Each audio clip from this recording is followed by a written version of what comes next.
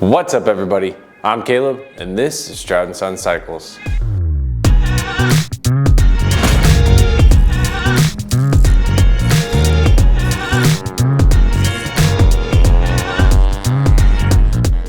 This is part 3 of the 1979 XS750 rebuild. So we got the bike running. We got it on the road. I understand I didn't give you guys a video of it riding and I apologize about that. I've had a lot of projects going on. As you guys saw in the last video, I got my wife's Ducati Monster going. In this video today though, I'm gonna be stripping the bike apart. It's just gonna be a full montage of the bike going from 100 to 0, or I'd say 95 to 0. And then in the next video, hopefully we'll get started on the frame, getting a few more parts completely rebuilt. I know that in the very first video, you guys saw me rebuild a few components, the carburetors, the brake calipers, just some other small things. You guys saw me screw up and mess with the points by accident. We're gonna rebuild everything the proper way, not in a rush or anything like that. So just sit back, relax, and hopefully you guys enjoy this quick little montage.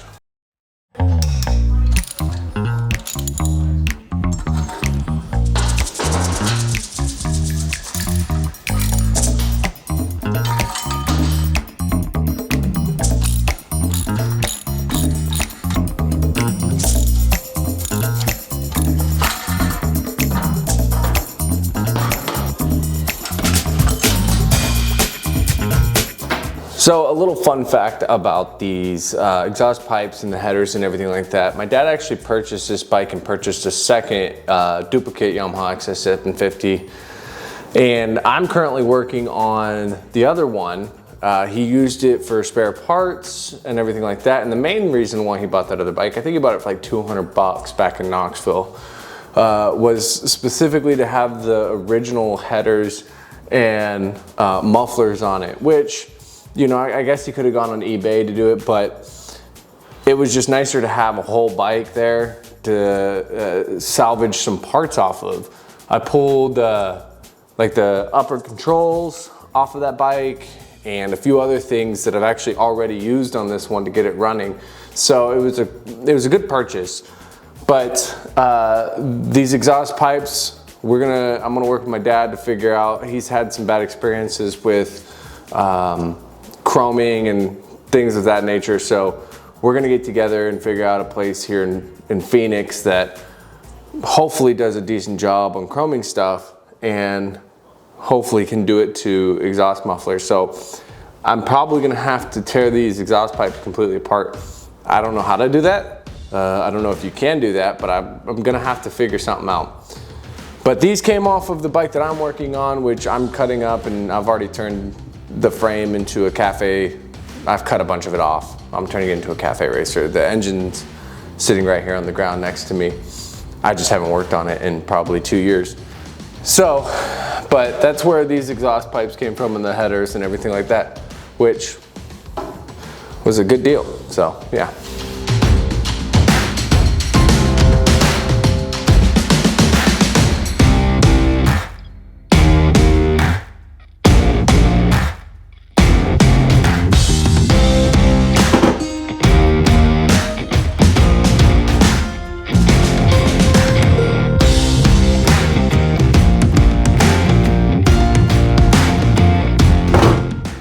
For all those bougie people out there, I got a Stanley Light.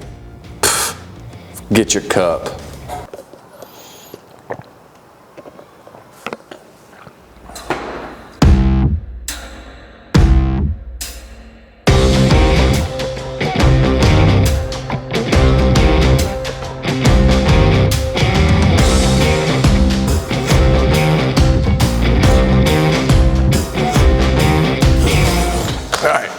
Look at this. Look at this. Somebody figured out how to get the door open. And he just wants to spend time in the garage working on the bikes. Yeah. Mama came and chased you down, huh? Oh, it's just dropped a pin under the toolbox. Dang it! All right, well, this is the seat. Looks like it's been already reupholstered. Obviously, it doesn't look like the original seat at all. The rust on the back was just painted over.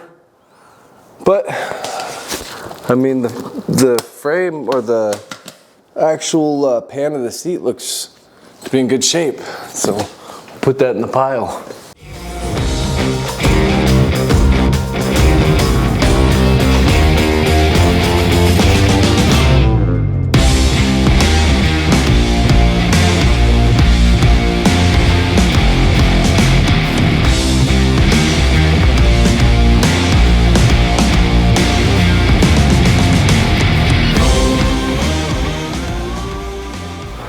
Alrighty guys, so there it is.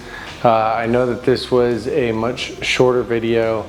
I'm sorry I didn't get too many details in there. It's not super extravagant tearing stuff apart. It is more fun putting it back together. But yeah, we're down to the frame. In the next video, I'm gonna show you guys all these goodies here. Show you guys all these goodies getting packed up.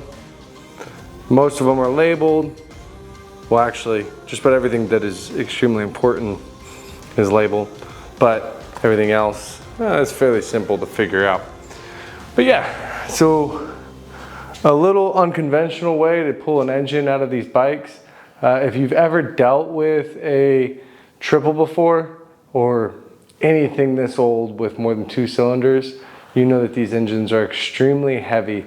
I learned the first time with this engine down here, with that engine down here on my XS750, that you got to turn the bike on its side. In order to do it one person, you got to turn the bike on its side, pull the oil pan or the oil filter off, and then wiggle the frame off that way, just because the drive shaft and or the all the transmission components and everything are in the way of the frame and whatnot. But yeah, anyways guys, there's a few components I'm making a list of that need to be completely replaced. I'm not gonna try to rebuild certain things like the rear shocks. Look at them, they're just focus. Anyways, they're completely rusted down. I'm not going to try to have them rebuilt. They're cheaper to just buy. But yeah, there's going to be possibly another video in between this one and the next one. I hope you guys enjoy it. It's going to be, we're going to be tearing my Ducati Devil. I'm going to call it my Diavel. But we're going to be tearing that apart, and it's going to be going off to paint shop. Classic Pride here in Buckeye. He's going to do some awesome gold and black work for me, and then I've also got a bunch of carbon fiber parts coming in for it. So if you guys stick around for the next video, we'll be painting the frame, we'll be cleaning the components, packaging everything up, painting the frame. But yeah, thank you guys again for coming and watching the video. Again, I know this one was short, but I do appreciate it. If you made it to this point, please like, subscribe, share. If you guys could, please get the name out there. Stroud Motors, Stroud & Sons. Still not sure about what's going on there yet, but thank you again. And y'all have a great evening.